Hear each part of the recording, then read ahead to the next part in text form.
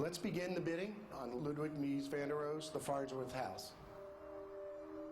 $3,500,000.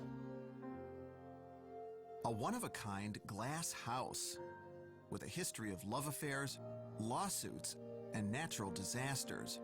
Its future rests on the outcome of this high-stakes auction. $3,700,000, $3,800,000.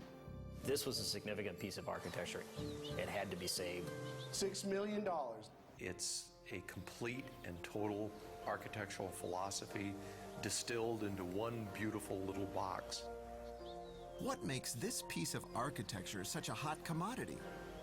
And why would these people stake their entire organization on saving it?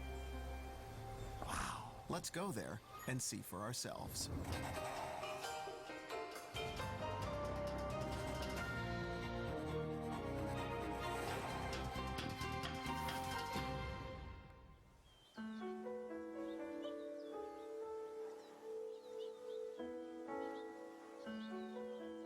The Farnsworth House is one of only 3 single-family homes in the United States by renowned German architect Ludwig Mies van der Rohe.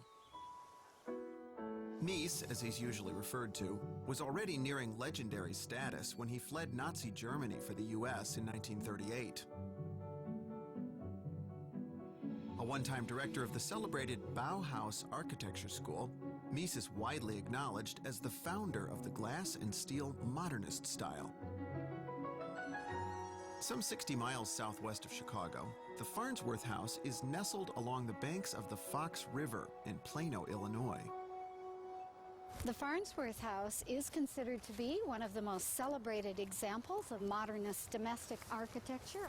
I begin my visit with a guided tour. There it is. Wow. Everyone goes, ah. In designing a simple open space with no decoration, Mies said he was trying to create almost nothing, or in German, beinahe nichts. It's very important to keep in mind this house was designed as a weekend home only to be used by one individual. Thank you. That individual was Mies's client, Dr. Edith Farnsworth. Their story begins in downtown Chicago in 1945. Dr. Farnsworth, a well-to-do kidney specialist, had just bought herself a chunk of land along the Fox River.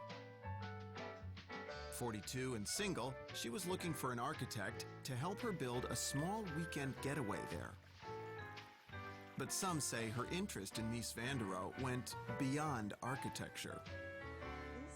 To get the real story on Mies and Edith, I talked to June Finfer, who wrote a play about their relationship. So, how did they meet? Mies van der Rohe and Edith Farnsworth met at a small dinner party, and I suspect that she arranged to meet him. At dinner, Edith found herself intrigued with the 59-year-old architectural heavyweight sitting silently across from her. So she's having dinner with this guy, and she's telling him all about this beautiful property with the great trees and the birds and the river, and he doesn't say a word. She didn't know if he spoke English. But then when she said, "Do you know someone who could design a house for me?" he very much surprised her by saying, "I could do it myself." For a woman who described herself as bored and lonely, the chance to work with a charismatic man like Mies van der Rohe was irresistible.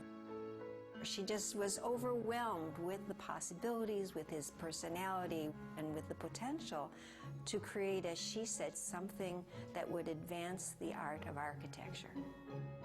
And advance it they did. Mies not only took the job, he decided to use the opportunity to do something he'd never done before. The two of them came out here to this area, and he told her that in view of the country around here, which he found quite lovely, he thought it would be a great idea to do a house through which you could see the nature around you. And the glass house was the consequence. A glass house. It would be a first, but why not? What better way for Edith to take in the beauty of her surroundings? When you're inside, It's like you're outside because you're looking through the glass. And you're seeing these trees, and you're seeing the river, and you're seeing the sky. It's like there's no separation. The entire structure is held up by just 8 steel I-beams. A terrace extends from the west end, creating a link from the inside to the outside. So what's the philosophy behind this big, empty, open space? Less is more. Less intrusion inside. He was fascinated by spaces in which you could do just about anything.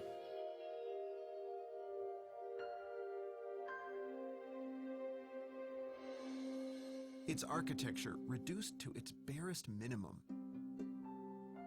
A steel-framed slab of concrete for the roof, a thin membrane of glass for the walls, and another slab of concrete covered in heated travertine marble for the floor.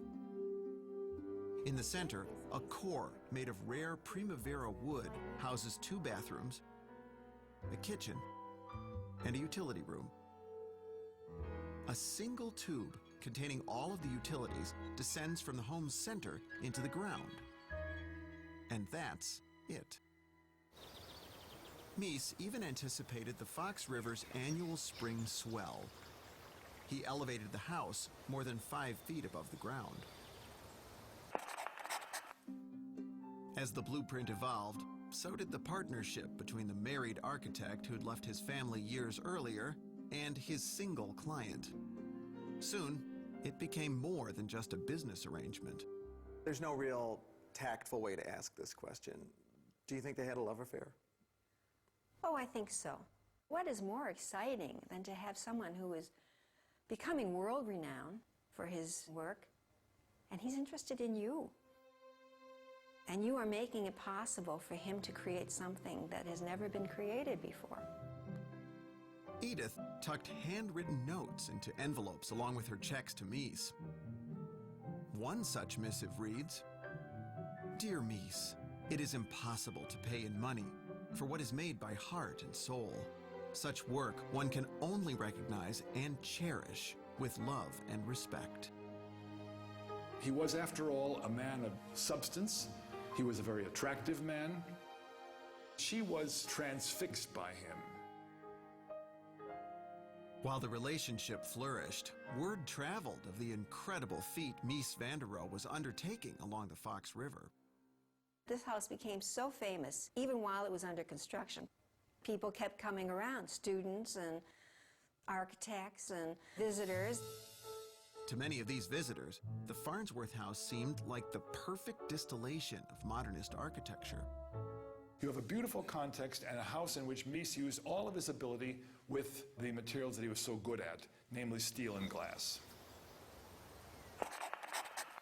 But as with any construction project, there were delays. Edith started to get impatient, and she wasn't exactly thrilled by the rapidly rising costs. She had formed the impression that the building would be built for X amount of dollars, and that amount went continually up, and she became more and more irritated with Mies. Their personal relationship started to deteriorate. Not only was Edith irritated with Mies, she was quickly becoming disillusioned with his big ideas about pure architecture. She started thinking about practical things and started saying, I can't even put a garbage can by the kitchen sink because you can see it from the outside. Where am I going to hang my clothes? There's no closet here. And he says, what do you need a closet for? It's a weekend house. I said, well, I need someplace to put my clothes.